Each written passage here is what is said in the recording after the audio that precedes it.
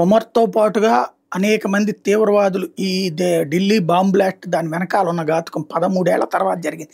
ఢిల్లీలో బ్లాస్ట్ అనేటటువంటిది. అదే సందర్భంలో కంటిన్యూగా ఎక్కడికక్కడ దేశవ్యాప్తంగా ఈ నెట్వర్క్‌ని బ్రేక్ చేసుకుంటూ వస్తున్నటువంటి సందర్భంలో కాశ్మీర్‌లో గత కొన్ని రోజుల నుంచి విస్తృతమైనటువంటి సోదాలు చేస్తున్నారు. దాంట్లో అక్కడ ఇవాళ జరిగినటువంటి సోదాలలో దాదాపు 58 ప్రదేశాల్లో సోదాలు చేశారు. అందులో ఒక 5గురు ప్రభుత్వ ఉద్యోగులే వాళ్ళ నడవడికే అనుమానంగా ఉంది. వాళ్ళు తీవ్రవాదులకి సమాచారాలు చేరవేస్తున్నారు. లేకపోతే తీవ్రవాదులు చెప్పినటువంటి విధంగా విధ్వంసాలకు పాల్పడేటటువంటి వాళ్ళని తయారు చేస్తున్నారన్నటువంటి సందేహం వచ్చింది. వాళ్ళని ప్రస్తుతం తీసుకెళ్లి విచారిస్తున్నారు. వాళ్ళతో పాటుగా మరొక 15, 20 మందిని ప్రశ్నించారు. 50 మందిని పిలిపించి మరి ప్రశ్నించారు.